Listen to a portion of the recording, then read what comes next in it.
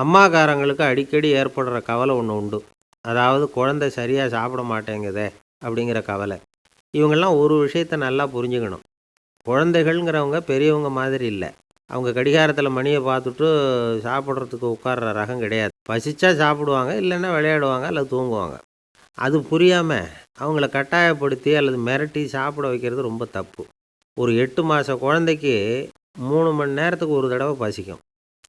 அந்த நேரம் பார்த்து சாப்பாடு கொடுத்தா அடம் பண்ணாமல் அது பாட்டுக்கு சாப்பிட்ரும். அதே குழந்தைக்கு 1 வயசு ஆகிறப்போ 4 மணி நேரத்துக்கு ஒரு தடவை பசிக்கும். இந்த வயசில் இயற்கையாகவே பசி குறைஞ்சிருக்கும். அது புரியாமல் என் குழந்தை முன்னாடி மாதிரி இப்போ சரியாக சாப்பிட மாட்டேங்கிறான் அப்படின்னு சில பேர் டாக்டர்கிட்ட போய் சொல்லிக்கிட்டு இருப்பாங்க.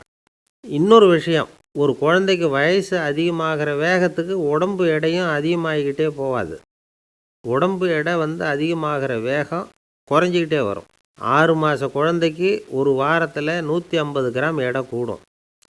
ஒரு வயசில் வாரத்துக்கு 71 கிராம் எடை கூடும். இது புரியாமல் அதிகமாக சாப்பாட்டை கொடுத்து குழந்தைய கஷ்டப்படுத்தக்கூடாது. ஏன்னா அளவுக்கு மீறின உணவு அஜீரணத்தை உண்டு பண்ணிவிடும். குழந்தைக்கு ஒரு தட்டில் கொஞ்சமாக ஆகாரத்தை வச்சு கொண்டுகிட்டு போய் கொடுக்கணும். மலை மாதிரி குவிச்சு வச்சா அதை பார்த்ததுமே பசி அடங்கி போயிடும். அடித்து மிரட்டி பயமுறுத்தி குழந்தைய சாப்பிட வைக்கிற பழக்கம் இருக்குது பாருங்கள். அதுக்கு ஃபுட் ஃபோர்ஸிங் அப்படின்னு பேர். இப்படி பண்ணுனா குழந்தைக்கு சாப்பாட்டில் விருப்பம் குறைஞ்சிரும். அதை கண்டாவே வெறுக்க ஆரம்பிச்சிடும்.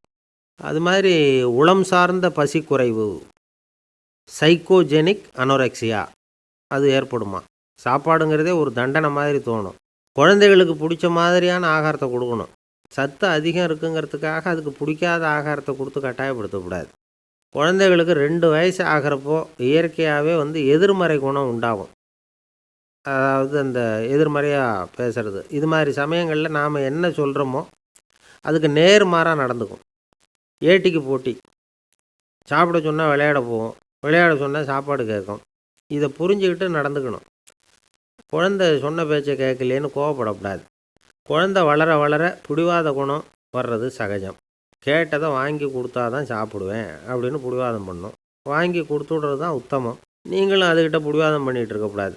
ஏன்னா கேட்டது கிடைக்கலையேங்கிற ஏமாற்றம் கூட குழந்தையோட பசியை குறைச்சிரும். கேட்டது கிடைச்சிட்டா பசி அதிகமாகும். கொடுத்ததை மலமலன்னு சாப்பிட்றோம். குழந்தைகளுக்கு கண்ட கண்ட நேரத்தில் சாப்பிட்றதுக்கு எதையாவது வாங்கி கொடுத்துக்கிட்டு இருந்தால் சாப்பாட்டு நேரத்தில் சாப்பிடாமல் அடம் பண்ண ஆரம்பிச்சிடும். பள்ளிக்கூடம் போகிற பிள்ளைங்க காலை உணவை சரியாக சாப்பிட மாட்டாங்க. அச்சம், அவசரம், பரபரப்பு இதெல்லாம் தான் காரணம். பள்ளிக்கு புறப்படுறதுக்கு ஒரு 3/4 மணி நேரத்துக்கு முன்னாடியே சாப்பாடு போட்டுருங்க, அது சரியாக போடும். படிக்கிற குழந்தைகள் உடல் சோர்வு, மனச்சோர்வு இது காரணமாக கூட சாப்பிட மறுக்கிறது உண்டு. இப்போ உதாரணமாக சாயந்தரம் விளையாடி விட்டு வீட்டுக்கு வந்ததும் சாப்பிட சொன்னால் வேணாம்பாங்க.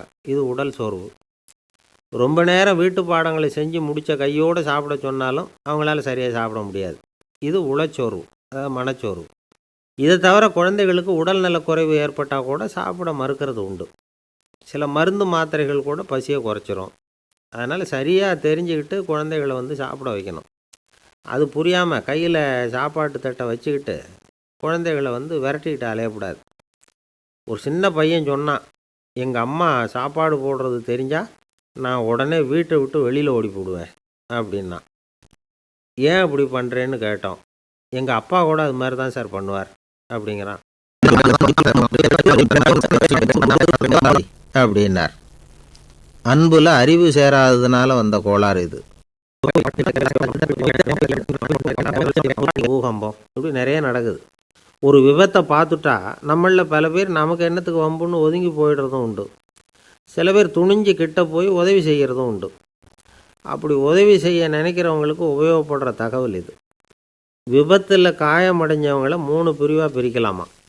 முதல் வகை கொஞ்சம் சீரியஸானது, உயிருக்கு உடனே ஆபத்து தரக்கூடியது. மூளை காயம், முகம், கழுத்து காயங்கள், இருதயம், நுரையீரல் காயங்கள், வயத்தில் உள்ளுறுப்பு காயங்கள், அதிகப்படியான இரத்தப்போக்கு, இதனால எல்லாம் பாதிக்கப்பட்டிருந்தால் அது முதல் வகை அப்படின்னு நாமளே மனசுக்குள்ளே முடிவு பண்ணிக்கணும்.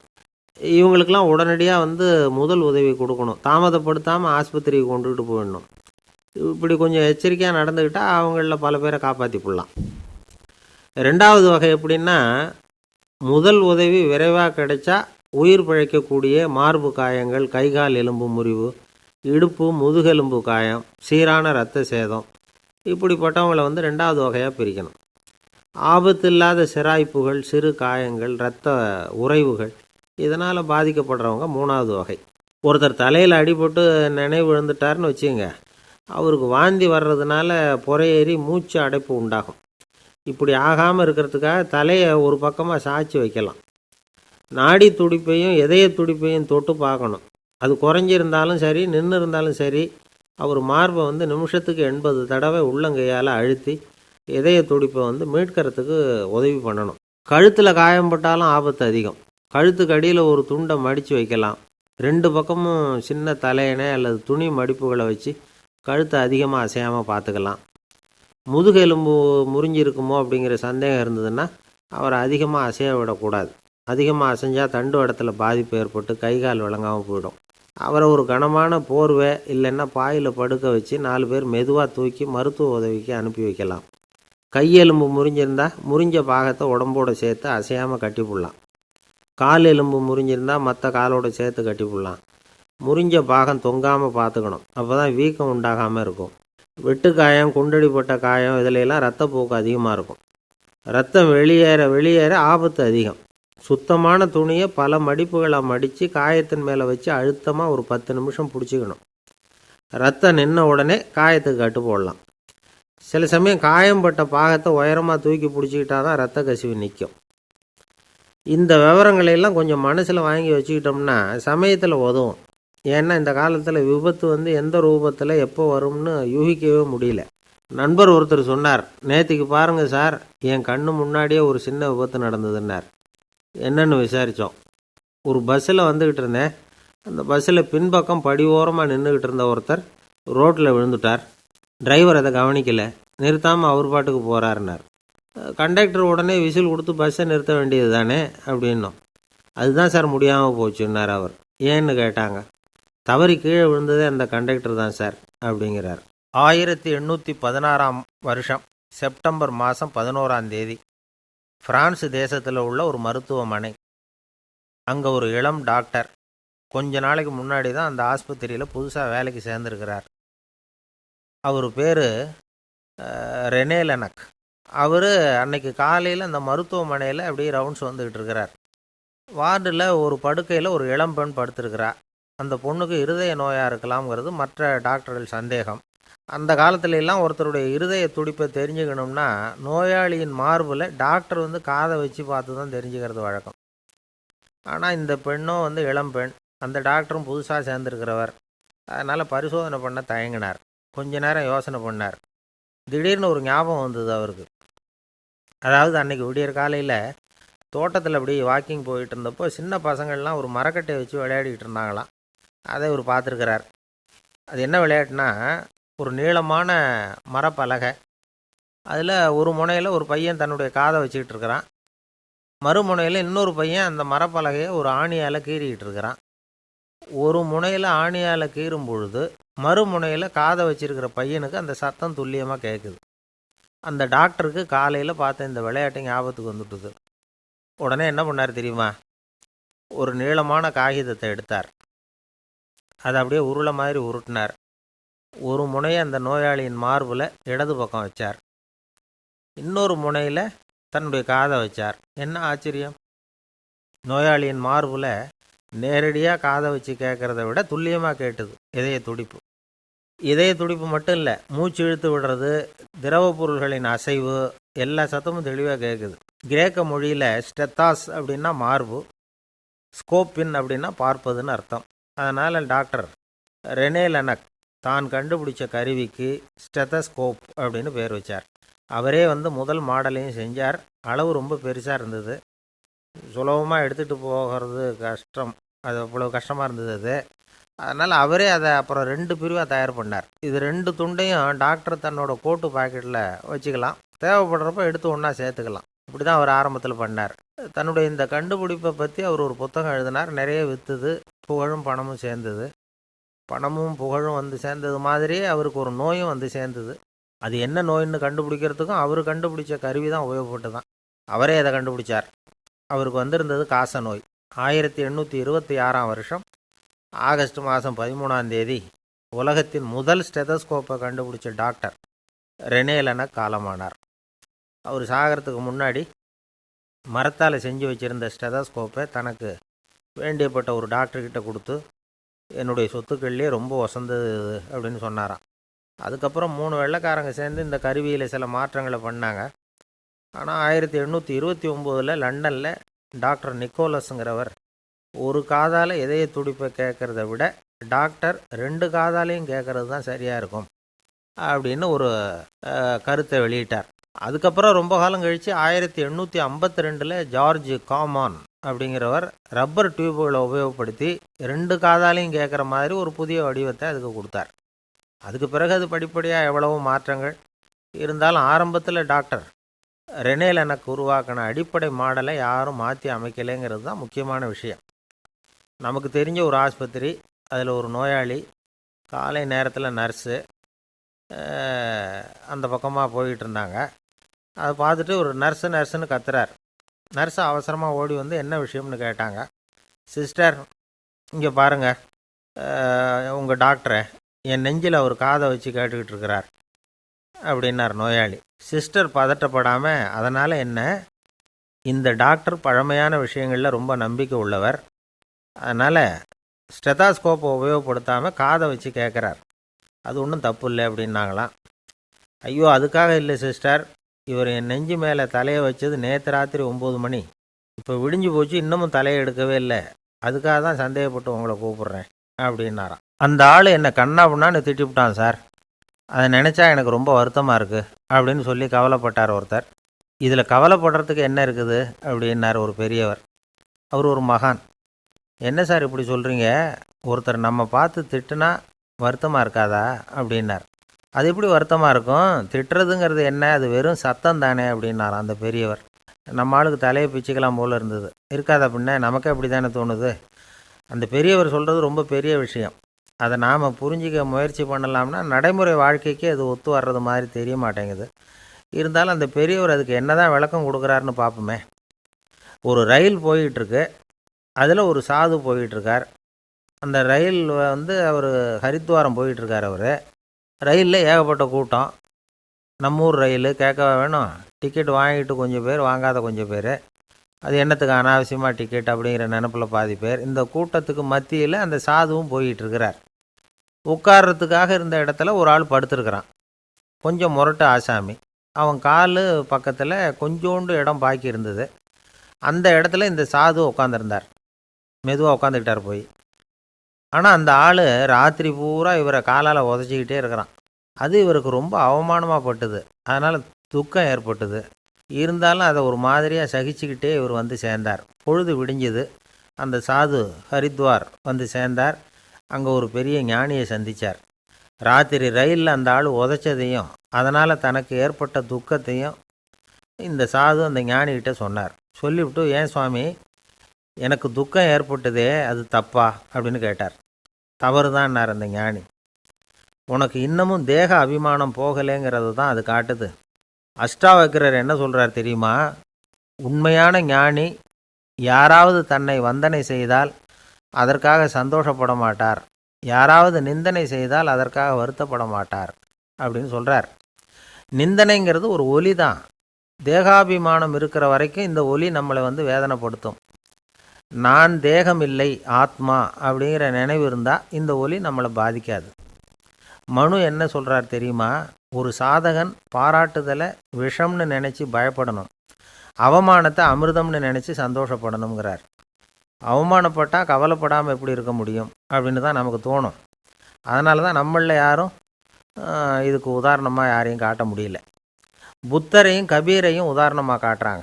அவங்களுக்கெல்லாம் அவமானம் ஏற்பட்டப்போ கவலையே படலையாம். புத்தரை அவமானப்படுத்தணுங்கிறதுக்காக கௌசாம்பி ராணி ஒரு இளம் பெண்ணை கொலை பண்ணி சடலத்தை புத்தர் குடிசைக்கு முன்னாடி போட சொன்னார். போட்டாங்க. புத்தர் தான் அந்த பொண்ணை கெடுத்து கொலை பண்ணிவிட்டாருன்னு எல்லாரும் நினச்சாங்க. ஆனால் புத்தர் இதை பற்றி கவலையே படலை. அப்புறமா உண்மை தெரிஞ்சதும் புத்தர் புகழ் இன்னும் அதிகமாயிட்டுது. ஒரு பெரிய சபையில் ஒரு மோசமான பொண்ணு நுழைஞ்சி தனக்கும் கபீருக்கும் சம்பந்தம் உண்டுன்னு சொன்னார். கபீர் கவலைப்படலை. அவங்க மாதிரியெல்லாம் நாமளும் இருக்க கற்றுக்கணும். நிந்தனை, அபகீர்த்தி, அவமானம் எல்லாம் ஆண்டவன் கொடுக்குற பிரசாதம்னு நினைக்கணும் அப்படின்னு சொல்கிறார் அந்த ஞானி. இதை கேட்ட இந்த காலத்து ஆசாமி ஒருத்தர், நான் கூட அப்படி தான் சார், யாராவது அவமானப்படுத்தினா கவலைப்பட மாட்டேன். நேற்று கூட ஒருத்தர் என்ன பலார்னு அரைஞ்சுட்டார், நான் கொஞ்சம் கூட கவலைப்படலை, பேசாமல் வந்துட்டேன்னார். ஏன் அப்படி வந்துட்டீங்க அப்படின்னேன். அவர் அரைஞ்சதுலேயும் ஒரு அர்த்தம் இருந்தது, அதனால தான் அப்படி வந்துட்டேன்னார். ஏன் அரைஞ்சாருன்னு கேட்டேன். 10 வருஷத்துக்கு முன்னாடி 15 ரூபா அவர்கிட்ட கடன் வாங்கினேன், அதை கேட்டு கேட்டு பார்த்துட்டு கடைசியாக தான் அரைஞ்சார் அப்படின்னார். ஆண்டவனுடைய பிரசாதம் இவருக்கு அடிக்கடி கிடைக்கும் போல இருக்கு. கங்கை கரை தோட்டம் பக்கத்தில் ஒரு ஆசிரமம், அங்கே ஒரு பெரியவர் தங்கியிருக்கிறார். அவர் தான் ராமகிருஷ்ண பரமஹம்சர். அந்த ஆசிரமம் இருந்த இடம் கரக்பூர். வங்காளத்தில் பொதுவாக எல்லோரும் மீன் சாப்பிட்றது உண்டு. கங்கையில் குளிச்சுட்டு கையில் ஒரு மீனோடு வர்றது வழக்கம். இவர் இருக்கிற இடத்துக்கு கங்கையில் படகு வழியாக வரணும். அப்படி தான் எல்லோரும் வருவாங்க. வர்றவங்கள ஒன்று கூட்டி ஆன்மீக விஷயங்களை பற்றி பேசிக்கிட்டு இருப்பார். ஒவ்வொரு நாள் ஒவ்வொருத்தர் நகரத்துக்கு போகணும், வரும்பொழுது மீன் கொண்டுக்கிட்டு வரணும். அதுக்கு ஒரு அட்டவணையே உண்டு ஆசிரமத்தில். அது பிரகாரம் ஒரு நாள் சுவாமி யோகானந்தர் படகில் போனார். படகை செலுத்தினவங்க ராமகிருஷ்ணரையும் சுவாமி யோகானந்தரையும் மற்றவங்களையும் பித்தர்கள் அப்படின்னு சொல்லி ஏளனமாக பேசினாங்க. அவங்க என்ன பைத்தியம் பிடிச்சவங்க அப்படிங்கிறது மாதிரி. சுவாமி யோகானந்தருக்கு ரொம்ப மென்மையான இதயம். இவங்க இப்படி கண்ணாபின்னான்னு பேசுகிறத பார்த்தா மீனை வாங்கிட்டு திரும்புகிறப்போ என்ன நடக்குமோ அப்படிங்கிற பயம் வேறு வந்துட்டுது அவருக்கு. அவ்வளவு மென்மையானவர். இதை தெரிஞ்சுக்கிட்ட ராமகிருஷ்ணர், யோகானந்தா இங்கே வா அப்படின்னு கூப்பிட்டார். இவர் கண்ணீரை தொடச்சிக்கிட்டே கிட்ட போனார். சொன்னார், ஐயா, படகு ஓட்டுறவங்க உங்களை பற்றி மோசமாக பேசுகிறாங்க. என்ன திட்டினா பரவாயில்ல, ஆனால் உங்களை அவங்க திட்டுறாங்க, அதை என்னால் தாங்கிக்க முடியல அப்படின்னார். இதை கேட்டதும் ராமகிருஷ்ணருக்கு கோபம் வந்துட்டு தான். என்னது, உன்னுடைய குருவை பற்றி அவங்க மோசமாக பேசும்பொழுது நீ சும்மா இருந்தியா, வெளியில் போ அப்படின்னு விட்டார். குரு நிந்தனை செய்கிறப்போ அதை கேட்டுக்கிட்டு சும்மா இருக்கலாமா? குரு நிந்தனையை கேட்டால் பாவம் இல்லையா? என்னை தூற்றும் போது அவங்க பாவம் செய்கிறாங்க, அதை கேட்டுக்கிட்டு நீ சும்மா இருந்தால் நீயும் பாவம் செய்கிற அப்படின்னாராம். அடுத்த நாள் சுவாமி நிரஞ்சனானந்தர் போக வேண்டிய நாள். இவர் படகுல போகும்பொழுதும் அதே மாதிரி நடந்து தான். அவங்க மோசமாக பேச ஆரம்பித்தாங்க, திட்ட ஆரம்பித்தாங்க. அப்படி கேலி பண்ண ஒருத்தனை இவர் என்ன பண்ணார், பலார்னு கன்னத்தில் அரைஞ்சிட்டார். இன்னொருத்தனை கங்கையில் தூக்கி எறியறதுக்கும் தயாராகிட்டார். அதுக்கப்புறம் அவங்க யாரும் வாயை திறக்கலை. மீன் வாங்கிட்டு வர்றப்பவும் படகுல ஒரே அமைதி. அவ்வளவு பயம் அவங்களுக்கு. ராமகிருஷ்ணர் கூப்பிட்டு விசாரித்தார் என்ன நடந்ததுன்னு. இவர் சொன்னார், அவர் யோகானந்தா போகும்பொழுது என்ன நடந்ததோ அப்படியே தான் இப்போவும் நடந்தது. குரு நிந்தனை செய்கிறத கேட்டுக்கிட்டு நான் சும்மா இருப்பேனா? ஒருத்தனை அப்படியே அரைஞ்சுட்டேன், இன்னொருத்தனை ஆற்றுல தூக்கி போட்டுருவேன்னு பயமுறுத்தினேன், அவ்வளவுதான் அப்படின்னாராம். இப்போவும் ராமகிருஷ்ணருக்கு கோபம் வந்துட்டு தான். என்ன இது, அணியறது காஷாயம், இருக்கிறது ஆசிரமம், உனக்கு இவ்வளவு கோபம் வந்ததுன்னா அப்புறம் என்னத்துக்கு ஆசிரமத்தில் இருக்கணும்? பிரம்மச்சாரி எப்பவும் அமைதியாக இருக்கணும் அப்படின்னு அறிவுரை சொன்னாராம் ராமகிருஷ்ணர். அப்போ இவர் கேட்டாராம், ஏங்க அவருக்கு ஒரு விதமான அறிவுரை சொன்னீங்க, எனக்கு வேறு விதமாக அறிவுரை சொல்கிறீங்க, இதில் எது உண்மை அப்படின்னு கேட்டிருக்கார். இதுக்கு ராமகிருஷ்ணர் சொன்ன பதில் என்னென்னா, அட அசடே, சக்கரத்தில் காற்று அதிகமாக இருந்தால் குறைக்கணும், குறைச்சலாக இருந்தால் கூட்டணும். அவன் சாது, அவனுக்கு அதிக உணர்ச்சி தேவை, உனக்கு படபடப்பு அதிகம், உனக்கு பொறுமை தேவை அப்படின்னாராம். இதில் உள்ள கருத்து என்னென்னா, கல்விங்கிறது எப்படின்னா அதை சூழ்நிலைக்கு தகுந்த மாதிரி கற்பிக்கணும். எல்லாருக்கும் ஒரே மாதிரி கற்பிக்கக்கூடாது. கேட்குறவர் தகுதி, புரிஞ்சுக்கிற திறமை, இதை பொறுத்து கல்வி அமையணும். ஆரம்ப காலத்தில் ஒரு குரு, அப்போ ஒரு சீடன் இருந்தான். அது வேடிக்கையான குரு, வேடிக்கையான சீடன். ஒரு ஆசிரமம். ஒரு நாள் ஒருத்தன் அவசரமாக அந்த குருவை தேடி வந்திருக்கிறான். என்ன விஷயம்னு விசாரித்தார் குரு. உங்கள் சீடர் என்னை அடிச்சுட்டார் அப்படின்னு புகார் பண்ணானான் அந்த ஆள். குரு சீடனை கூப்பிட்டார். அடிச்சியா இந்த ஆளை அப்படின்னு கேட்டாரான். ஆமான் இருக்கான் சீடன். ஏன் அடித்தே அப்படின்னு கேட்டாரான். இந்த ஆள் உங்களை பற்றி மட்டமாக பேசிவிட்டான், என்னால் அதை தாங்கிக்க முடியல, அதனால தான் அடிச்சுட்டேன்ருக்கான். அப்படி என்ன பேசினான் அப்படின்னு கேட்டாரான். உன்னுடைய குருநாதர் இப்போல்லாம் அர்த்தமில்லாமல் பேச ஆரம்பிச்சிட்டார் அப்படின்னு சொல்லிவிட்டான், அதனால தான் அடிச்சுட்டேன் அப்படின்னானா. அதுக்காக அடித்தே அப்படின்னாரான். நான் அதுக்காக அடிக்கலை குருவே, இப்பெல்லாம் நீங்கள் அர்த்தம் இல்லாமல் பேசுகிறதாக அவன் சொல்கிறான். அப்படின்னா இதுவரைக்கும் நீங்கள் அர்த்தத்தோடு பேசினதாகத்தானே அர்த்தம். அது தப்பு தானே, அதனால தான் அடித்தேன் அப்படின்னு நானும். ஒரு ஆள் ராமகிருஷ்ணரை தேடி வந்தான். அவன் கையில் 1000 பொற்காசுகள் வச்சுருந்தான். அதை அவர்கிட்ட கொடுத்து இதை ஏற்றுக்கணும் அப்படின்னு ரொம்ப பணிவாக கேட்டுக்கிட்டான்.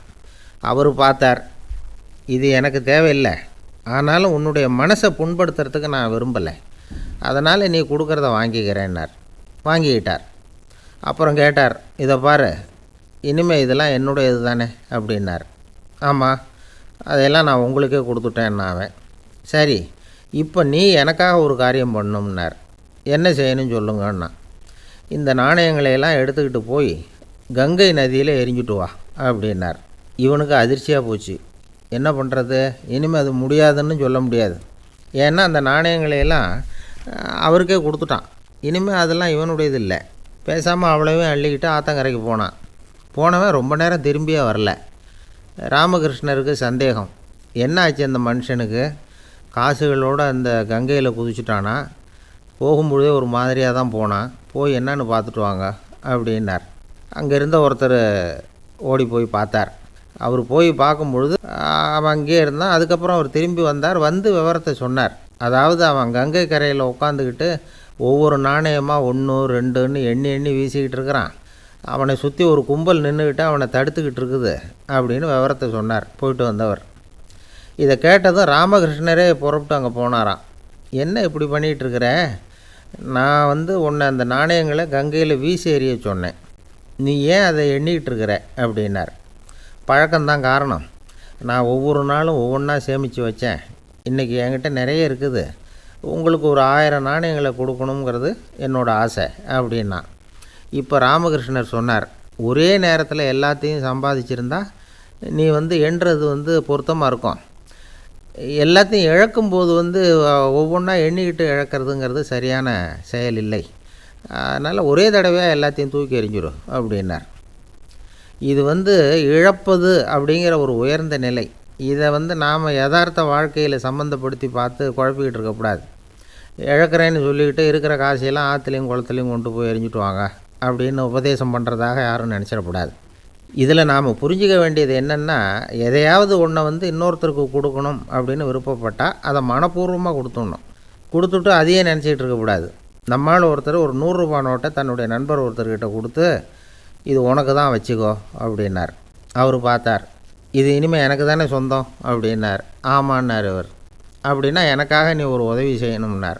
சொல்லுங்கள் செய்கிறேன்னார் அவர். இந்த 100 ரூபா நோட்டை தீ வச்சு கொளுத்தி விடுன்னார். இவர் அதிர்ச்சியாகி அவரை பார்த்தார். இப்போ அவர் சொன்னார், நீ எனக்கு அன்பாக கொடுத்தது இது, இந்த நோட்டு கள்ள நோட்டுங்கிறது எனக்கு முன்னாடியே தெரியும், சீக்கிரம் கொளுத்தி விடு, அதுதான் நம்ம 2 பேருக்குமே நல்லது அப்படின்னாராம் அவர். ஒரு அரசனும் அமைச்சரும் ஒரு நாள் ரொம்ப சாவகாசமாக பேசிக்கிட்டு இருந்தாங்களாம். அரசன் அமைச்சரை பார்த்து ஒரு கேள்வி கேட்டிருக்கார். ஏங்க அமைச்சரே, ஆசை இல்லாத ஒரு மனுஷனால் இருக்க முடியுமா அப்படின்னு. ஏன் முடியாது, துறவி அப்படிங்கிறவங்கெல்லாம் அப்படிப்பட்டவங்க தானே அப்படின்னாராம் அமைச்சர்.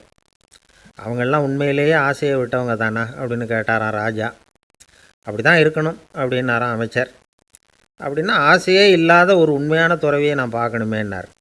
அது என்ன பிரமாதம், அதுக்கு நான் ஏற்பாடு பண்ணுறேன் அப்படின்னு விட்டார் இவர். சொல்லிவிட்டு உடனே புறப்பட்டு போனார். அங்கே தேடினார். அப்புறம் தான் அவருக்கு புரிஞ்சுது உண்மை துறவியை கண்டுபிடிக்கிறது எவ்வளவு கஷ்டமான காரியம்னு. இருந்தாலும் ராஜா கிட்ட சொல்லியாச்சே உண்மை துறவியை காட்டுறேன்னு. இப்போ என்ன பண்ணுறது, ராஜா கிட்ட சொன்னபடி நடக்கலைன்னா அவருக்கு கோபம் வந்துடும். அமைச்சர் ஒரு யோசனை பண்ணார்.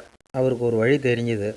அதுதான் சரின்னு முடிவு பண்ணார். அதாவது அந்த ஊரில் அவருக்கு தெரிஞ்ச நாடக நடிகர் ஒருத்தர் இருக்கிறார், நல்லா நடிப்பார்.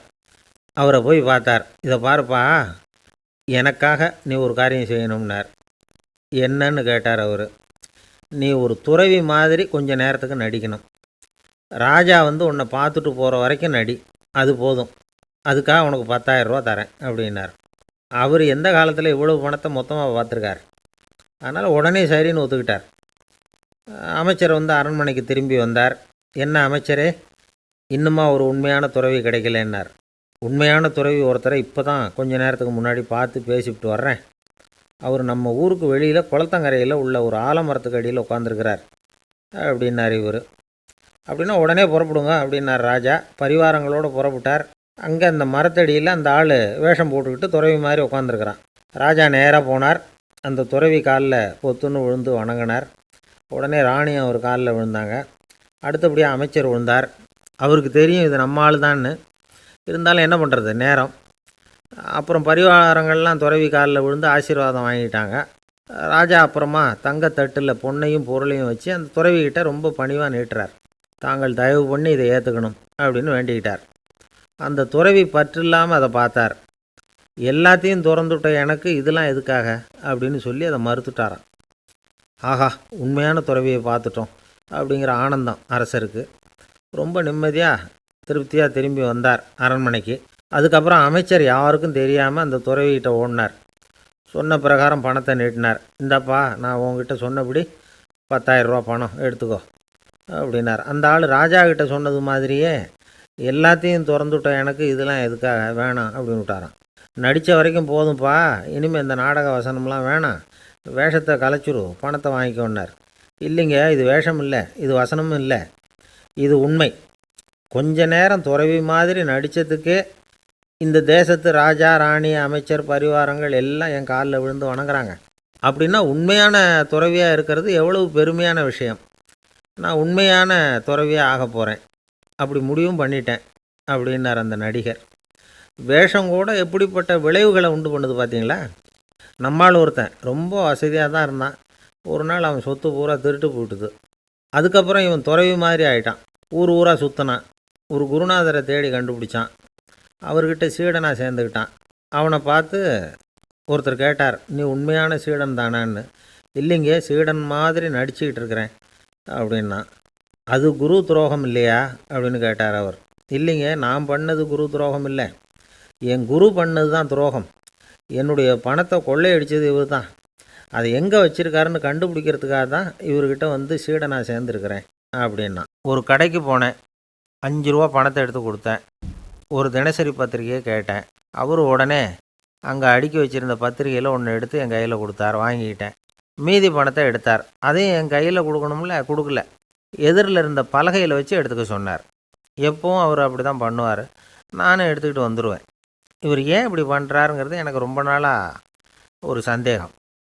ஒரு நாள் அவர்கிட்டயே இதை கேட்டுவிட்டேன். ஏங்க, நீங்கள் உங்கள் கடைக்கு வந்து பொருள்கள் வாங்குறவங்களுக்கு நீங்கள் பாக்கி சில்லறையை கொடுக்குறப்போ பலகையில் வச்சு விட்றீங்க, கையில் கொடுக்க மாட்டேங்கிறீங்களே, ஏன் அப்படின்னு கேட்டேன். காசை கையில் கொடுத்தா நம்மக்கிட்ட இருக்கிற லட்சுமி போயிடுவா சார் அப்படின்னார். அதாவது பணம் செலவாயிடும் அப்படின்னு அர்த்தமா. இன்னொரு நண்பர், அவர் ஒரு நாள் வழக்கத்துக்கு மாறாக ரொம்ப சோகமாக உட்காந்துருக்கிறார். ஏங்க, என்னாச்சு, ஏன் இப்படி கப்பலே கவிழ்ந்தது மாதிரி உட்காந்துருக்குறீங்க அப்படின்னு கேட்டேன். கப்பலே கவிழ்ந்திருந்தா கூட நான் இப்படி கவலைப்பட மாட்டேன் சார், வேற ஒன்று நடந்து போச்சுன்னார். என்னன்னு கேட்டேன். என் உச்சந்தலையில் பல்லி ஒன்று விழுந்துட்டுதுன்னார். அதுக்காகவா இப்படி அப்படின்னு ஆச்சரியப்பட்டேன். ஆமாங்க, பல்லி உச்சந்தலையில் விழுந்தால் பலன் என்னன்னு பஞ்சாங்கத்தில் பார்த்தேன், மரணம்னு போட்டிருக்கு அப்படின்னு சொல்லிவிட்டு அவர் தொடர்ந்து கவலைப்பட ஆரம்பிச்சிட்டார். இப்படியும் ஒருத்தர், என் கூட வேலை பார்க்குற ஒருத்தர் எப்படி தெரியுமா, தினமும் வலது காலை வச்சு தான் ஆஃபீஸுக்கு உள்ளே நுழைவார். என்னைக்காவது தவறுதலாக இடது காலை வச்சு உள்ளே வந்துட்டார்னா அன்னைக்கு பூரா மனசு சங்கடப்படுவார். எந்த வேலையும் சரியாக ஓடாது. கேரம் போர்டு ஆடுற ஒருத்தர் எப்போ ஆட உட்காந்தாலும் ஸ்ட்ரைக்கரை கை தவறி கீழே விழுற மாதிரி பண்ணி அதுக்கப்புறம் அதை எடுத்துக்கிட்டு ஆட உட்காருவார். ஏன்னா எப்போவோ ஒரு தடவை நிஜமாகவே அது வந்து கை தவறி கீழே விழுந்திருக்குது. அன்னைக்கு பிரமாதமாக ஜெயிச்சுட்டார். உடனே ஒரு முடிவுக்கு வந்துட்டார், கை தவறுனா லாபம் அப்படின்னு. அதுக்கப்புறம் அதையே பழக்கமாக்கிக்கிட்டார். பூனை குறுக்க போனால் சகுனம் சரியில்லைன்னு நினைக்கிறவங்க உண்டு. ஆனால் ஒருத்தர் எப்படி தெரியுமா, அவர் வெளியில் கிளம்புற சமயம் பக்கத்து வீட்டு ரேடியோவில் மியாவ் மியாவ் பூனை குட்டின்னு பாட்டு சத்தம் கேட்டால் கூட போதும், சகனம் சரியில்லைன்னு பிரயாணத்தை கேன்சல் பண்ணிவிடுவார். இப்போ இவ்வளவும் எதுக்கு சொல்கிறோம்னா, அளவுக்கு மீறின சகுன நம்பிக்கைகள் இருக்குது பாருங்கள், இதோட பயமும் சேர்ந்துக்கிட்டதுன்னு வச்சுக்கோங்க, இது ஒருத்தருடைய மனநிலையை பாதிச்சிடும். இது வந்து உளவியல் நிபுணர்கள் சொல்கிற கருத்து. வாழ்க்கையே தடுமாற வச்சிரும். பாதுகாப்பு இல்லாத உணர்வு, ஒரு விதமான டிப்ரெஷன் மனநிலை, இதெல்லாம் தான் இதுக்கு காரணமாக அமையலாம். சில பேர் காய்கறி நறுக்க கத்தியை கையில் எடுத்தால் கூட நேரம் சரியாக இருக்கா அப்படின்னு பார்த்துட்டு தான் வேலையை ஆரம்பிக்கிறது வழக்கம். அறிவு தான் மனசுக்கு வாத்தியாராக இருக்கணும். அப்போ தான் வாழ்க்கை வந்து நிம்மதியாக இருக்கும். அறிவு வந்து மனசு சொல்கிறபடியெல்லாம் கேட்க ஆரம்பிச்சுட்டுதுன்னா இடைஞ்சல் தான். ஒருத்தருக்கு 7ஆம் நம்பர் தான் ராசியான நம்பராம். 7ஆம் தேதி தான் எந்த காரியத்தையும் ஆரம்பிப்பாராம். 7 எழுத்து வர்றது மாதிரி பேரை மாற்றி வச்சுக்கிட்டார். 7 மணிக்கு தான் தினமும் எழுந்திருப்பார். 7ஆம் நம்பர் வீட்டில் தான் குடியிருக்கார். கல்யாணம் கூட 7ஆம் தேதி தான் பண்ணிக்கிட்டார். அவர் ஒரு நாள் குதிரை பந்தயத்துக்கு போனாராம். குதிரையோட பேரையெல்லாம் பார்த்தார். ஒரு குதிரையோட பேர் 7 எழுத்தில் அமைஞ்சிருந்தது. 7 தானே இவருக்கு அதிர்ஷ்ட நம்பர். அதனால் உடனே அது பேரில் பணத்தை கட்டினார். பந்தயம் நடந்தது. என்ன சார் ஆச்சுன்னு கேட்டாங்க.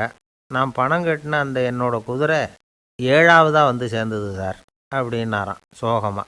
உலகத்தில் எது எதுக்கும் ஆராய்ச்சி கூடங்கள் இருக்குதுல்ல, அது மாதிரி தூக்கத்தை பற்றி ஆராய்ச்சி பண்ணுறதுக்கு ஒரு ஆராய்ச்சி கூடம் இருக்குது. அப்படி ஆராய்ச்சி பண்ணணும்னா அதுக்கு மூழ்கிக்கிட்டு இருக்கணும்ல. அதனால தான் அந்த ஆராய்ச்சி கூடம் இங்கே இல்லை. அமெரிக்காவில் பாஸ்டன் பல்கலைக்கழக மருத்துவமனையில் அது இருக்குது. அங்கே தூக்கத்தை பற்றி பலவிதமான ஆராய்ச்சிகள் பண்ணிகிட்டு இருக்கிறாங்க. அந்த ஆராய்ச்சி கூடத்தில் இயக்குனராக இருக்கிற ஒரு நிபுணர் அவர் என்ன சொல்கிறார் தெரியுமா? உங்களுக்கு தூக்கம் வரலையா, நீங்கள் நல்லா தூங்கிறதுக்கு தாராளமாக சில யோசனைகளை என்னால் சொல்ல முடியும் அப்படிங்கிறார். யோசனை தானே, காசா பணமாக கேட்டு வச்சுக்கலாமே. உணவு, மனநிலை, தூங்கும் இடத்தோட சூழ்நிலை, படுக்கைக்கு செல்கிறப்போ உள்ள பழக்க வழக்கங்கள், இது காரணமாக ஒருத்தருக்கு தூக்கம் வராமல் போகலாம். தூக்கம் வராததுக்கு இதுதான் காரணம்னா அதையெல்லாம் சுலபமாக கட்டுப்படுத்தலாங்கிறார் அவர். தூக்கத்தை வரவழைக்கக்கூடிய ஒரு நல்ல மருந்து உடற்பயிற்சி. ஆனால் ஒன்று, படுக்க போகிற நேரத்தில் இது மாதிரி உடற்பயிற்சிகள் எல்லாம் செய்யக்கூடாது. கொஞ்சம் முன்னாடி பகல்லையே இந்த பயிற்சிகளை செய்கிறது நல்லது. தூக்கம் வராமல் அவதிப்படுறவங்க பிற்பகல் நேரங்களில் காஃபி, டீ இது மாதிரி பானங்களை சாப்பிடக்கூடாது. மது அருந்துறது கூட தூக்கத்தை பாதிக்கும். வெது வெதுப்பான நீரில் குளிக்கிறது, தியானத்தில் ஈடுபடுறது, ஓய்வாக இருக்கிறது, படுக்கிறது, அதாவது படுக்கிறதுக்கு முன்னாடி ஒரு குவளை பால் சாப்பிட்றது, இதெல்லாம் வந்து தூக்கத்தை வரவழைக்கிறது ரொம்ப உதவியாக இருக்கும். இன்னொரு விஷயம் என்னென்னா, தூங்கி ஆகணுமேங்கிற கவலை வேண்டியதில்லை. அப்படி நினச்சி கவலைப்படுறதை விட்டுடணும். தூக்கம் வரலையா, உடனே படுக்கையை விட்டு எழுந்திருக்க வேண்டியது. வெளியில் வாங்க, வேறு ஏதாவது வேலையில் ஈடுபடுங்க, கொஞ்சம் நேரம் உலாவுங்க, அல்லது ஏதாவது ஒரு புஸ்தகத்தை எடுத்து படிங்க. களைப்பு ஏற்பட்டால் மறுபடியும் படுக்கைக்கு போங்க. தூக்கம் தானே வந்துடும். ஒரு விஷயத்தை மட்டும் நல்லா ஞாபகத்தில் வச்சுக்கணும். படுக்கைக்கு போகிறப்போ உங்கள் மற்ற எல்லா பிரச்சனைகளையும் மறந்துடணும். அது எப்படி சார் முடியும்? அந்த நேரம் தானே எல்லா பிரச்சனையும் வரிசையாக ஞாபகத்துக்கு வருது அப்படின்னு நாம் நினைக்கலாம். ஆனால் பழக்கத்தில் அதை நாம் மாற்றிக்க முடியும். கொஞ்சம் முயற்சி பண்ணணும், அவ்வளோதான். இது எல்லாமே ஆராய்ச்சி பண்ணி பார்த்துட்டு அந்த நிபுணர் சொல்கிற கருத்து தான். இன்னொரு விஷயமும் அவர் சொல்கிறார். அது என்னென்னா, உடல் கோளாறு காரணமாக தூக்கம் வராமல் அவதிப்படுறவங்களுக்கெல்லாம் இந்த யோசனைகள் சரியாக வராது அப்படிங்கிறார். அதுக்கெல்லாம் மருத்துவ சிகிச்சை கொடுத்து தான் சரி பண்ணணும். சில பேருக்கு நடு ராத்திரியில் மூச்சு திணறல் ஏற்பட்டு தூக்கம் வராமல் போயிடும். ஊரெல்லாம் தூங்குறப்போ தான் மட்டும் தூங்காமல் மூழ்கிட்டு இருக்கிறது, ஊரெல்லாம் மூழ்கிட்டு இருக்கிறப்போ தான் மட்டும் தூங்குறது, இது மாதிரி கோளாறுகளால் சில பேர் பாதிக்கப்படலாம். கால் தசை முறுக்கிக்கிறதுனால சில பேருக்கு அடிக்கடி விழிப்பு வரலாம். மன அழற்சி காரணமாக சில பேருக்கு தூக்கம் வராது. இது மாதிரி கோளாறுகளுக்கெல்லாம் அதுக்கு தகுந்த மாதிரி சிகிச்சை கொடுத்து தான் சரி பண்ண வேண்டியிருக்கும். எந்த கோளாறும் இல்லாமல் தூக்கம் வரலைன்னா ஆரம்பத்தில் சொன்ன முறைகளை கடைப்பிடிச்சி பார்க்கலாம். தூக்கம் வந்ததுன்னா யோசனை சொன்ன அந்த நிபுணருக்கு நன்றி சொல்லலாம். ஒருத்தர், ஏன் சார் பஸ்ஸில் தூங்குறது கெட்ட பழக்கமானு கேட்டார். இல்லையே, நான் கூட பஸ்ஸில் போகிறப்ப தூங்கிட்டு தானே போவேன் அப்படின்னார் இன்னொருத்தர். அப்புறம் ஏன் என்ன டிரைவர் வேலை வேணாம்னு வீட்டுக்கு அனுப்பி வச்சுட்டாங்க அப்படின்னாராம் அவர். ஒருத்தர் ரொம்ப அவசரமாக வந்தார். சார், மனுஷன் நிம்மதியாக இருக்கிறதுக்கு என்ன வழின்னு கேட்டார். சீக்கிரமாக ஒரு கல்யாணத்தை பண்ணிங்க, எல்லாம் சரியாக போடும் அப்படின்னோம்.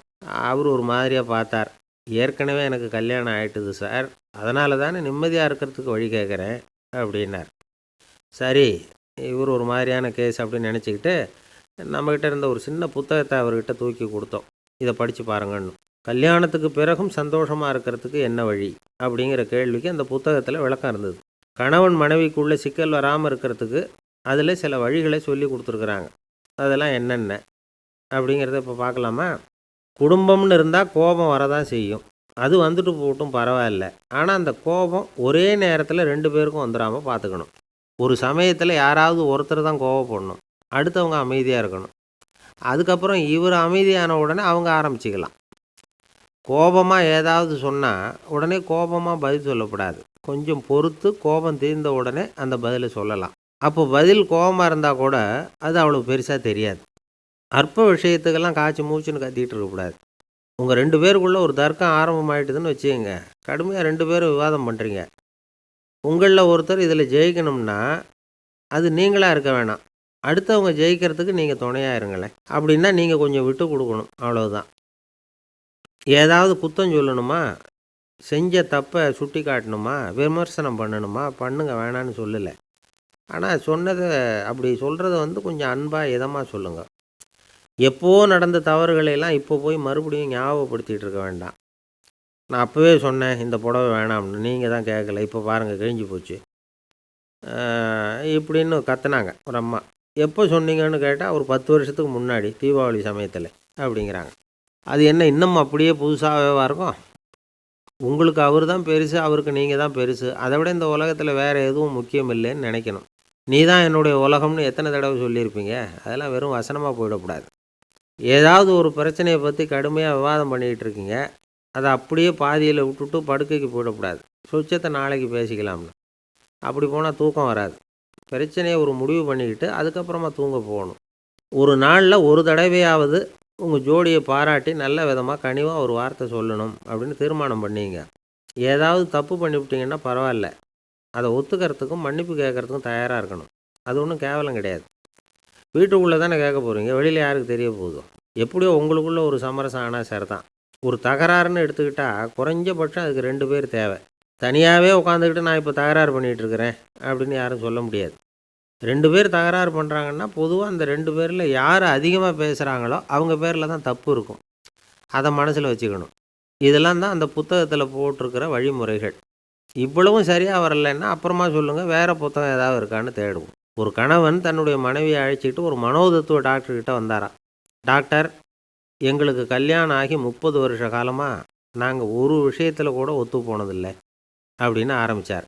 உடனே அந்த அம்மா குறுக்கிட்டு, அது 30 வருஷம் இல்லை, 32 வருஷம் அப்படின்னாங்களாம். ஒரு காடு, அங்கே புத்தர் அவர் பாட்டுக்கு நடந்து போய்கிட்டே இருக்கிறார். அவருக்கு பின்னாடி ஒரு குரங்கு, அதுவும் தொடர்ந்து வந்துக்கிட்டே இருக்குது. புத்தர் திரும்பி பார்த்தார். குரங்கு அப்படியே குதித்து உயர எழும்பி ஒரு கிளையில் போய் உக்காந்துது. ஏன் இப்படி பண்ணுறேன்னு கேட்டார் புத்தர். என்னை சாதாரணமாக நினைக்க வேணாம், நான் மகாமந்தி, என்னால் எல்லாம் முடியும், முடியாதுங்கிற வார்த்தையே என்னுடைய அகராதியில் கிடையாது, என்ன வேணும்னாலும் செய்வேன் அப்படின்னுது. அப்படின்னா ஒரு பந்தயம் வச்சுக்கலாமான்னார் இவர். வச்சுக்கலாமேன்னுது. வேற ஒன்றும் இல்லை, இப்போ நீ மேலே எழும்பி அந்த கிளையில் உட்காந்தது மாதிரி அங்கேருந்து தாவி என் உள்ளங்கையில் உட்காரணும், அவ்வளவுதான் அப்படின்னார். அப்படி உட்காந்துட்டா என்ன பரிசு அப்படின்னு கேட்டது அது. சொர்க்கத்தில் இருக்கிற மாமன்னன் மரகத சக்கரவர்த்தியை என்னோட இருக்கும்படியாக கூப்பிட்டுக்கிறேன். அந்த சமயத்தில் அவருடைய அரியணை அங்கே காலியாகிடும், நீ அதில் போய் உட்காந்துக்கலாம். பந்தயத்தில் தோத்துட்டா ஒரு கல்ப காலம் இந்த பூமியில் வாழ வேண்டியிருக்கும், அதுக்கு பிறகு தான் என்கிட்ட வர முடியும், என்ன சொல்கிற அப்படின்னார். குரங்குக்கு தாவறது ஒரு பெரிய காரியமா? இது எனக்கு ரொம்ப சாதாரண விஷயம், என்ன இப்போவே தாவட்டுமா அப்படின்னுது. சரின்னு சொல்லி உள்ளங்கையை நீட்டினார். அவருடைய கை தாமரை இலை அளவுக்கு அப்படியே விரிஞ்சுது. குரங்கு சௌகரியமாக உட்கார்றதுக்காக. குரங்கு தாவறதுக்கு தயாராச்சு. அதுக்கு முன்னாடி ஒரு சின்ன யோசனை அதுக்கு. இந்த கிளையிலேருந்து அந்த கைக்கு தாவறது எனக்கு ரொம்ப அற்பமான ஒரு வேலை, இது ரொம்ப சாதாரணம், என்னுடைய கௌரவத்துக்கு இது சரியாக இருக்காது. அதனால் நான் என்ன பண்ண போகிறேன்னா, இங்கேருந்து கிளையிலேருந்து அப்படியே உயர எழும்ப போகிறேன். எழும்பி மேல் உலகம் போய் அங்கே ஒரு சுற்றிவிட்டு அதுக்கப்புறம் அங்கேருந்து நேராக இந்த கையில் உட்கார போகிறேன் அப்படின்னு நினச்சிது. என்ன யோசிக்கிற அப்படின்னார் புத்தர். ஒன்றும் இல்லை, இந்த பாயிரம் பார் அப்படின்னு சொல்லி தாவி உயர போயிட்டுது. கொஞ்ச நேரத்தில் வான உலகத்துக்கே போய் சேர்ந்துட்டுது. அங்கே போய் பார்த்தா அங்கே ஒரு 5 பளிங்கு தூண்கள் இளம் சிவப்பு நிறத்தில் நின்றுக்கிட்டு இருக்குது. குரங்கு நினச்சிக்கிட்டது, புத்தர்கிட்ட போய் இந்த பளிங்கு தூண்களை பார்த்தோம்னு சொன்னால் அப்படியே திகைச்சு போயிடுவார், இந்த தூணில் ஏதாவது அடையாளம் செஞ்சுட்டு போகணும் அப்படின்னு அந்த இடத்துல மிதந்துக்கிட்டே நினச்சிது. உடனே ஒரு தூணில் எழுதிச்சு. என்ன எழுதிச்சுன்னா, ஒரு மகா ஞானி இங்கே வந்துட்டு போகிறார் அப்படின்னு எழுதிச்சு. எழுதிவிட்டு அப்படியே கீழே தாவி புத்தரோட உள்ளங்கையில் உட்காந்துது. எப்படி பார்த்தீங்களா என்னுடைய வேலை? வான உலகத்துக்கே போய் அங்கே இருக்கிற 5 பளிங்கு தூண்களை பார்த்துட்டு அதில் நான் வந்த விவரத்தை எழுதி வச்சுட்டு அதுக்கப்புறம் இங்கே வந்திருக்கிறேன் அப்படின்னுது ரொம்ப பெருமையாக. அப்படியா அப்படின்னார் புத்தர். ஆமாம், சந்தேகமாக இருந்தால் வாங்க, அழைச்சிட்டு போய் காட்டுறேன் அப்படின்னுது அந்த குரங்கு. அதுக்கு தேவையில்லை, அப்படியே கொஞ்சம் கீழே குனிஞ்சு பார்த்து தெரியும் அப்படின்னார் புத்தர். அங்கே பார்த்தா புத்தரோட உள்ளங்கை தெரிஞ்சுது. நல்லா உத்து பார்த்துது. அவரோட ஒரு விரலில் அது எழுதிய வாசகம் தெரிஞ்சுது. குரங்கு யோசனை பண்ணிச்சு, அப்படின்னா வானத்தில் நான் பார்த்தது புத்தரோட விரல்களா அப்படின்னு யோசிச்சுது. இதை புரிஞ்சுக்கிட்ட உடனே அந்த குரங்கோட கர்வம் அழிஞ்சு போச்சான். நம்ம மனசு தான் இந்த குரங்கு. மனம்ங்கிறதும் ஆணவங்கிறதும் ஒரு நாணயத்தின் 2 பக்கங்கள். மனம் உள்ளவரை ஆணவமும் இருக்கும். மனம் அழிஞ்சாதான் ஆணவம் அழியும். மனம் அழிய வேண்டும் அப்படின்னு பெரியவங்க சொல்கிறது இந்த அர்த்தத்தில் தான். நம்ம ஆளுங்க சவால் விடுறதெல்லாம் வேறு மாதிரி. ஒருத்தன் ஒரு வாய்க்காலை தாண்டுறேன்னு பந்தயம் கட்டி தாண்ட முடியாமல் வாய்க்காலில் விழுந்து காலை உடச்சிக்கிட்டு கட்டு போட்டுக்கிட்டு வந்தான். ஏன்டா அப்படின்னு கேட்டாங்க. நான் பந்தயம் கட்டின நேரம் சரியில்லை அப்படின்னா. எப்படிறான்னு கேட்டிருக்காங்க.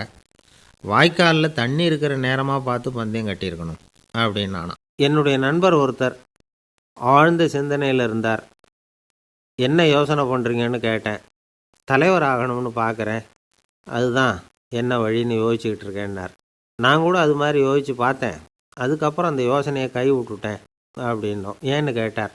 அதுக்கான தகுதிகள் நமக்கு இல்லைங்கிறது புரியுது. அது நமக்கு புரியறத விட நம்ம விட மற்றவங்களுக்கு நல்லா புரிஞ்சு போச்சு. அதனால் பேசாமல் கம்முன்னு இருந்துடுறது தான் நல்லது அப்படின்னோம். தலைவர் ஆகிறதுக்கு தகுதிகள் வேறு உண்டோ அப்படின்னு கேட்டார். அவர் யதார்த்தமாக தான் கேட்குறார்.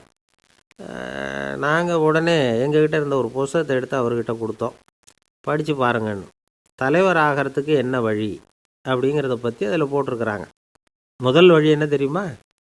ஒரு 4 பேர் முன்னாடி இல்லைன்னா ஒரு கூட்டத்துக்கு முன்னாடி நீங்கள் பேச போகிறீங்க. அப்போ எப்படி ஆரம்பிக்கணும்னா, உண்மையான புகழ்ச்சி, நேர்மையான பாராட்டு, இதோடு ஆரம்பிக்கணும்.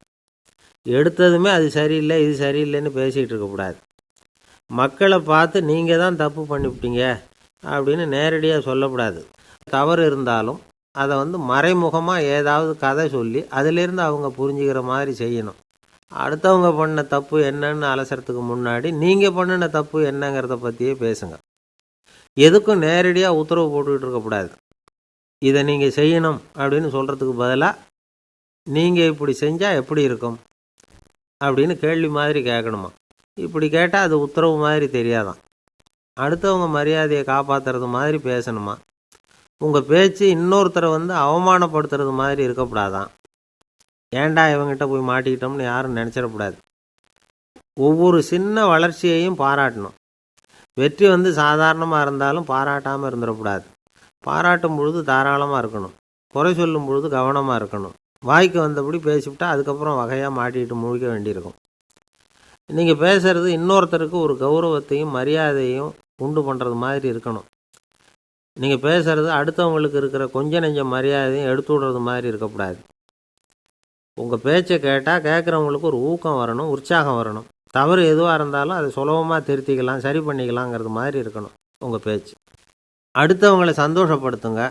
உங்கள் யோசனையை கேட்டு நடந்துக்கிறதுனால அந்த சந்தோஷம் அவங்களுக்கு கிடைக்கணும்.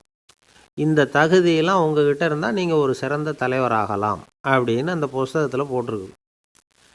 இந்த காலத்தில் தலைவர் ஆகிறதுக்கு வேறு சில தகுதிகள்லாம் கூட தேவைப்படுது. ஒரு புள்ள தன்னுடைய அப்பா கிட்ட, அப்பா உன்ன மாதிரியே நானும் அரசியலில் சேரணும், தலைவர் ஆகணும்னு ஆசைப்படுறேன். இன்னையிலேருந்து எனக்கு அரசியல் பாடம் கற்றுக் கொடு அப்படின்னு கேட்டிருக்கான். அவரும் சரின்னு சொல்லிவிட்டு ஒரு பெரிய ஏணியை எடுத்துகிட்டு வந்தாராம். ஒரு செவுத்தில் சாத்தினார். இந்த ஏணியில் ஏறி உயர போய் அங்கே பரன் மேலே இருக்கிற ஒரு புத்தகத்தை எடுத்துகிட்டு வாடான்னு இருக்கார். மகனை பார்த்து, அப்பா ஏணி ரொம்ப உயரமாக இருக்குது, நீ ஜாக்கிரதையாக இதை பிடிச்சிக்கோ, நான் ஏறி போகிறேன் அப்படின்னு. நான் பையன் பயப்படாத, நான் பார்த்துக்கிறேன்னார் அப்பா. பையன் ஏணியில் ஏறினா உச்சிக்கு போனதும் அப்பா கையை எடுத்துட்டார். ஏணி அப்படியே சரிஞ்சுட்டுது. பையன் பொத்துன்னு கீழே விழுந்துட்டான். இடுப்பை பிடிச்சிக்கிட்டே எழுந்திரிச்சான். என்னப்பா இது, இப்படி என்னை ஏற விட்டுட்டு கையை விட்டுட்டியே, இப்படி கை விடலாமா அப்படின்னு கத்தியிருக்கான். அப்பா நிதானமாக சொன்னாராம், அவசரப்படாதேப்பா, அரசியலில் இதுதான் முதல் பாடம், பெத்த அப்பனாக இருந்தாலும் அவனை நம்பாதே அப்படின்னு உபதேசம் பண்ண ஆரம்பித்தாராம். ஒரு தெருவில் சில சிறுவர்கள் விளையாடிக்கிட்டு இருந்தாங்க. ஏதோ ஒரு உயரமான கல்லை நடுத்தெருவில் வச்சு அதை சுற்றி சுற்றி ஓடி வந்துக்கிட்டு இருக்கிறாங்க. அது என்ன விளையாட்டோ அவங்களுக்கு தான் தெரியும். கொஞ்ச நேரம் அப்படி விளையாடிக்கிட்டு இருந்தவங்க விளையாடி முடித்ததும் அந்த கல்லை நடுத்தெருவில் அப்படியே விட்டுட்டு அவங்கவுங்க வீட்டுக்கு ஓடி போட்டாங்க. அதுக்கப்புறம் அந்த வழியாக 2 பெண்கள் பேசிக்கிட்டே வந்தாங்க. பேச்சு சுவாரஸ்யத்தில் நடுத்தெருவில் இருந்த அந்த கல்லை கவனிக்கலை. காலில் இடிச்சுட்டுது, லேசாக ரத்தம் வந்துட்டுது, வலி தாங்கலை. காலில் இடிச்சுக்கிட்ட பொண்ணு திட்ட ஆரம்பிச்சுட்டுது. வர வர ஊர் உலகம் ரொம்ப கெட்டு போச்சு, யாருக்கும் பொறுப்பே கிடையாது பாரு, இப்படி நடுத்தருவில் பொறுப்பு இல்லாமல் இப்படி கல்லை போட்டு வச்சுருக்குறாங்களே, இது நியாயமா அப்படின்னு சொல்லி இந்த சமூகத்தை கடுமையாக விமர்சனம் பண்ணிக்கிட்டு அவங்க போயிட்டாங்க. கொஞ்ச நேரம் கழித்து ஒரு வாலிபன் அந்த வழியாக வந்தான். அந்த கல்லை பார்த்தான், நின்னான், ஒரு நிமிஷம் யோசனை பண்ணான், என்ன பண்ணலாம்னு பார்த்தான். தன்னுடைய வீரத்தையும் பலத்தையும் காட்டணும்னு நினச்சான். பின்னாடி போனான். அப்புறம் வேகமாக ஓடி வந்து ஒரு சின்ன ஹை ஜம்ப், அப்படியே துள்ளி குதித்தான். துள்ளி குதித்து தாண்டி அந்த பக்கமாக போய் விழுந்தான். அப்படியே விசில் அடிச்சுக்கிட்டு அவன் பாட்டுக்கு நடந்து போகிறான். அடுத்தபடியாக ஒரு காதல் ஜோடி அந்த வழியாக வந்தது. நடுத்தெருவில் கல் கண்ணில் பட்டது. அவங்க 2 பேரும் ரொம்ப நெருக்கமாக சேர்ந்து வந்துக்கிட்டு இருக்கிறாங்க. நடுவில் கல் இருக்கிறதுனால கொஞ்ச நேரம் 2 பேரும் விலகி மறுபடியும் இந்த பக்கம் வந்து சேர்ந்து போகணும். கொஞ்ச நேரம் நாம் பிரிய வேண்டி இருக்குதே அப்படின்னு வருத்தத்தோடு முணுமுணுத்துக்கிட்டே இந்த பக்கம் வந்தாங்க. அதுக்கப்புறம் வழக்கம் போல் சேர்ந்து அவங்க பாட்டுக்கு எதிர்காலத்தை பற்றி கற்பனை பண்ணிக்கிட்டே போயிட்டாங்க. கடைசியாக அந்த வழியாக பார்வை இல்லாத ஒருத்தர் வந்துக்கிட்டு இருக்கார். அவர் கையில் வழக்கமாக வச்சுருக்கிற அந்த ஊன்றுகோல், கையில் இருக்கிற அந்த ஊன்றுகோலால் தனக்கு முன்னாடி அப்படியும் இப்படியும் அப்படியே தட்டிக்கிட்டு பார்த்துக்கிட்டே அவர் மெதுவாக நடந்து வந்துக்கிட்டு இருக்கிறார். வழியில் இருக்கிற அந்த கல் தட்டுப்பட்டுது. உடனே நடுத்தெருவில் ஒரு கல் இருக்குங்கிறத அவர் புரிஞ்சுக்கிட்டார். உடனே குனிஞ்சார், அந்த கல்லை தடவி பார்த்து எடுத்தார், தெரு ஓரமாக கொண்டுட்டு போய் போட்டார். அதுக்கப்புறம் அவர் பாட்டுக்கு அவர் வழியில் நடந்து போனார். இப்போது இதில் பல பேர் வந்தாங்க போனாங்க. இவங்களில் பார்வை உள்ளவங்க யார், பார்வை இல்லாதவங்க யார்? இப்படி ஒரு கேள்வி கேட்டால் என்ன பதில் சொல்ல முடியும்? கொஞ்சம் யோசித்து பார்த்தா இன்றைக்கி பல பேர் இப்படி தான் இருந்துக்கிட்டு இருக்கிறோம். ஒரு ஆள் பார்க்குறதுக்கு பெரிய மனுஷன் மாதிரி இருக்கார். ஒரு தெரு வழியாக நடந்து வந்துக்கிட்டு இருந்தார். இருட்டு நேரம். வழியில் ஒரு பெரிய கல் கிடந்தது, கருங்கல். பார்த்தார், கொஞ்ச நேரம் யோசித்தார். போய் தூக்கி பார்த்தா ரொம்ப கனமாக இருந்தது. இன்னொரு ஆள் சேர்ந்தாதான் தூக்க முடியும். இவர் உடனே ரோட்டோரமாக போய் ஒரு மரத்தடியில் உட்காந்துக்கிட்டார். 2 பக்கமும் பார்த்துக்கிட்டே இருக்கார், யாராவது வர்றாங்களான்னு. கொஞ்ச நேரத்தில் ஒருத்தர் வந்தார், இவருக்கு தெரிஞ்சவர். என்னங்க இந்த நேரத்தில் இங்கே உட்காந்துருக்குறீங்கன்னு கேட்டார் அவர். அதோ அந்த கருங்கல் அப்படின்னு சுட்டி காட்டினார். ஓ, அதை தூக்கி ஓரமாக போடணுமா? வாங்க 2 பேரும் தூக்கலான்னார் வந்தவர். நான் அதுக்காக உட்காந்துருக்கலேன்னார் இவர். பின்ன வேற எதுக்காகன்னார் அவர். ஒரு மனுஷன் கருங்கல்லில் காலை இடிச்சுக்கிட்டான்னா எப்படி துள்ளுவான்னு பார்க்கணுங்கிறது எனக்கு ரொம்ப நாளாக ஒரு ஆசை, அதுக்காக தான் உட்காந்துருக்கிறேன் அப்படின்னாராம். ஒரு ஊரில் ஒரு ராஜா இருந்தார். அவர் ஒரு பூனை வளர்த்தார். ரொம்ப செல்லமாக அவர் அந்த பூனையை வளர்த்தார். அவர் என்ன பண்ணுவார் தெரியுமா? இரவு நேரத்தில் அந்த பூனையோட தலையில் ஒரு விளக்கை வச்சுருவார். அந்த பூனை ரொம்ப ஜாக்கிரதையாக அந்த விளக்கு கீழே விழுந்துடாமல் பார்த்துக்கும். தலையை ஆட்டாமல் ரொம்ப நிதானமாக ராஜா பின்னாடி நடந்து போய்கிட்டே இருக்கும்.